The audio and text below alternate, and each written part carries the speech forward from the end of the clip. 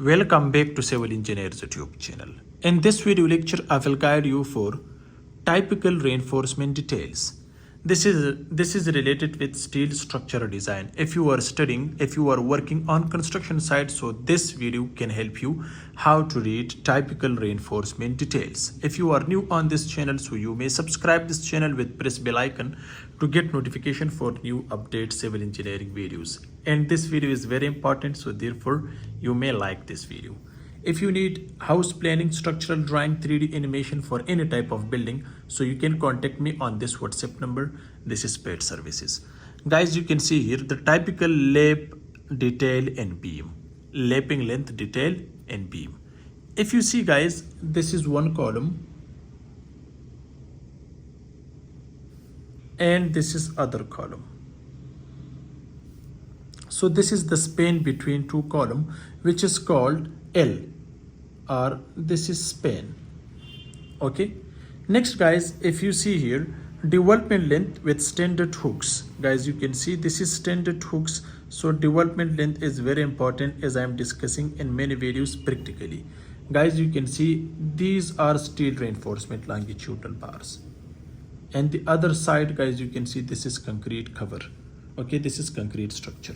If you see guys, here we have L by 4, here we have L by 3.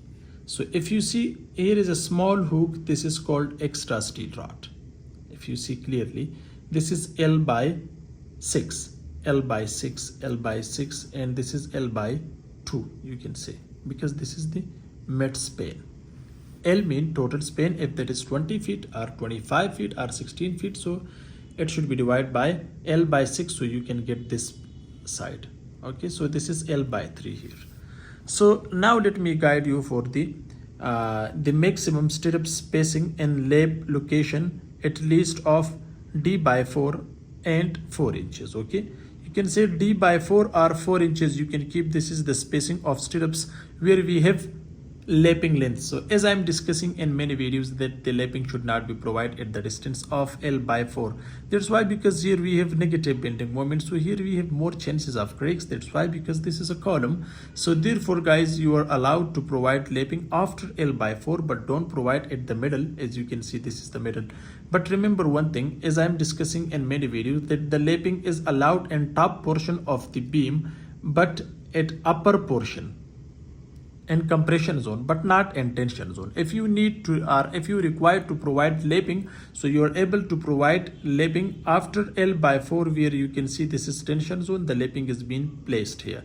So you can see the stirrups are at the place of lapping, which is about 4 inches. So lap or splice, if required, and top bars shall be provided in the middle portion of the beam. Guys, you can see this is the middle portion of the beam. So if required, so you can provide an upper portion in compression zone.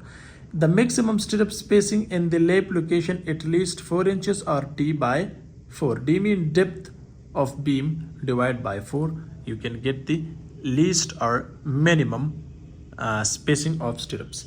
Next guys, you can see lap length or splice length, if required, in the bottom shall be provided at the middle third of the half portion of the beam. Look here, in the middle, guys, you can see at the middle third of the half portion in the beam. So third means 1, this is 2, and this is 3. Okay, so the third portion at the beam are after L by 4, you can say. So this is very important about which I have discussed for typical lap length and beam. Okay, next guys, you can see here this is typical lap, detail and slab. So now guys, you can see this is a slab, so this is L by 4 distance, so development length also we have. So in slab, development length is providing like this, and beam we are providing like this. Okay, next splice length, if required, so bars shall be provided at the middle third of the same, like this guys, you can see here. So L by 4, you can provide extra steel rods. Also you can provide at this side L by 4 extra steel rods. So this is a typical lap, detail and slab. So in slab also you can provide here.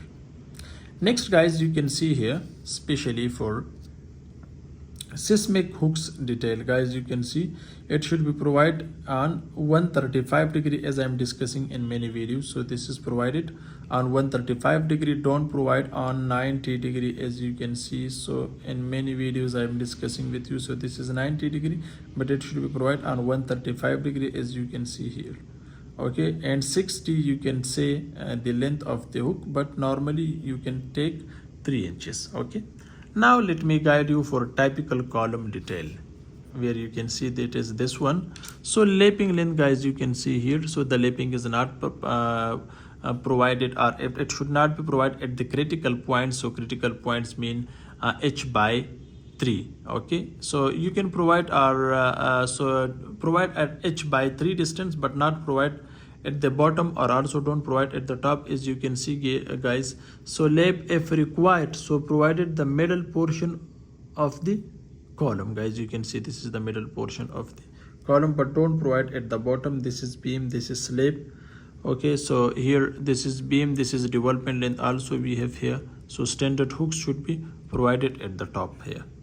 Next, guys, you can see this is detail A for the slope. So you can see when you are providing the lapping, so it should be bent normally with the ratio of 1:6.